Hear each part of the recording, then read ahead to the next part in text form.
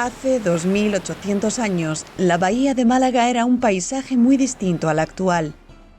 Este lugar, dominado por el río Guadalhorce, fue el escogido por los fenicios como primer asentamiento antes de establecerse en Malaca, el nombre que escogieron para la que hoy es la ciudad de Málaga. Aunque todavía queda mucho por investigar, en la bahía de la capital de la Costa del Sol se encuentran algunas de las claves del proceso de la implantación fenicia en el extremo occidente del Mediterráneo. Hoy, en Tesis, les invitamos a un recorrido cronológico por los orígenes fenicios de Málaga.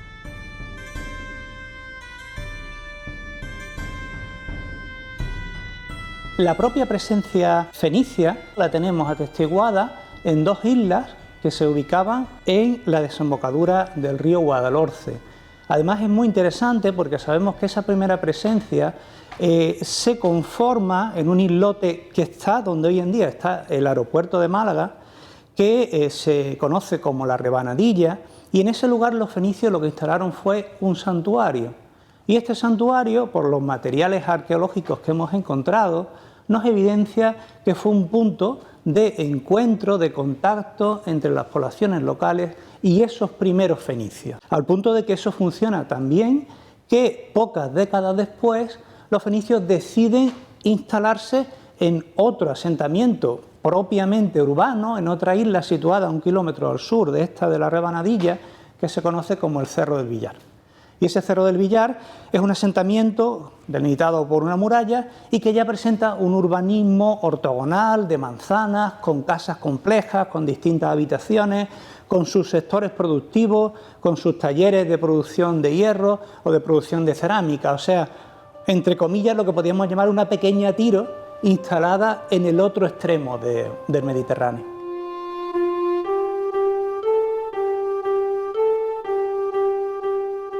Pues fíjate, esta pieza muy interesante, es una representación de un guerrero barbado, pues si ves la cara, sí. Y se ve el escudo. En el Cerro del Villar encontramos ya algo que resulta muy novedoso, porque es precisamente el momento en el que los fenicios occidentales, lo que podemos llamar ya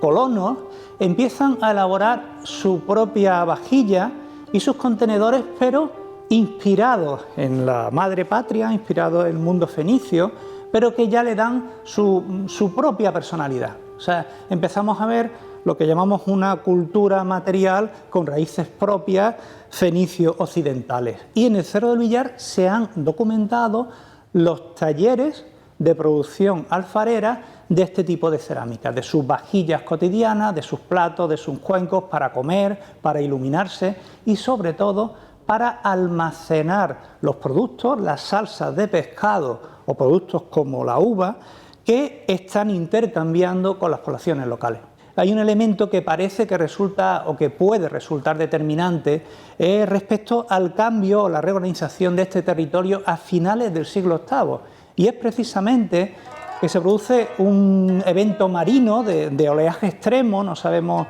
si un gran temporal o un tsunami, que destruye en parte el sitio fenicio del Cerro del Villar. A partir de ahí vamos a ver que las cosas cambian, ¿no? Y nuestra actual ciudad empieza a ser el principal asentamiento de la bahía. Al día de hoy, el origen de la ciudad, o digamos los restos más antiguos conocidos de nuestra ciudad actual, son precisamente los que se han localizado en el Rectorado. Pero en ese entorno, a partir de ese momento avanzado del siglo VII, empezamos a ver ya elementos particularmente singulares para entender que este sitio está cogiendo un gran protagonismo en lo que es la bahía de Málaga. Vamos a ver la primera presencia de un santuario y pocas décadas después la construcción de una auténtica muralla que va a definir lo que es una auténtica polis, una auténtica ciudad y un entorno con asentamientos que en origen fueron protagonistas y que ahora vemos relegados a un papel secundario, como el propio Cerro del Villar, que prácticamente se va a convertir en un centro alfarero vinculado a nuestra actual ciudad. Una vez que se ha visto la antigüedad de la segunda mitad del siglo VII para el primer asentamiento, por lo que sabemos, ¿no?, de la Málaga fenicia, esa datación viene perfectamente para situar también en un contexto cronológico unos hallazgos que ya se conocían previamente porque están vinculados a las excavaciones del Museo Picasso, la existencia de un santuario empórico, un santuario fenicio, pero vinculado, creemos, a los primeros momentos de ese asentamiento estable en la ciudad, en un contexto donde junto a ese santuario, con esos altares en forma de piel de toro, esos pavimentos de conchas, que sirven de paralelos para otros lugares tan importantes como el Carambolo, por ejemplo, en Sevilla, pues este santuario está también conectado a algo muy interesante y muy mal documentado en la península ibérica, como es el contexto industrial de hornos cerámicos y sobre todo metalúrgicos que estaban vinculados y protegidos, entre comillas, por las divinidades a las cuales se rendía culto en este importante contexto religioso.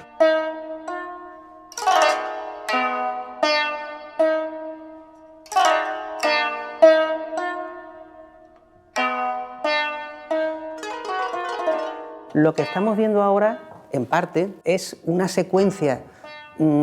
historiográficamente muy interesante que arranca desde el siglo XVI con el Palacio de Buenavista hasta uno de los testimonios del primer asentamiento de la Málaga fenicia. Este es el contexto en el que se inscriben, primero, un sistema de fortificación, de murallas fenicias de un gran interés desde un punto de vista pliocético, y por otro lado es muy interesante porque dentro de esas murallas se constatan una serie de estructuras de hábitat, de casas para entendernos, que a su vez evolucionan de una manera muy clara entre los siglos VI, V y IV antes de nuestra era.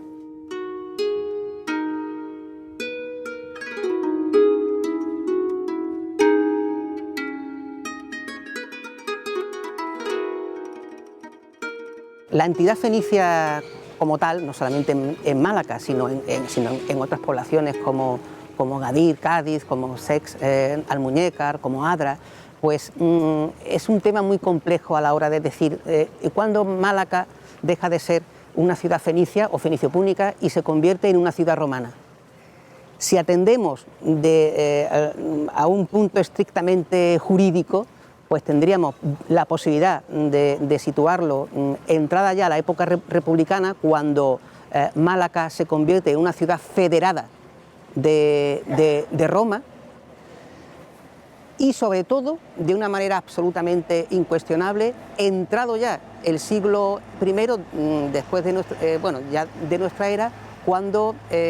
tenemos el fantástico testimonio de la Lex Flavia Malacitana, es decir, cuando hay una municipalización, digamos, se concede esa ciudadanía latina a la Málaga tardofenicia, púnica, pero ya también romana en muchos aspectos.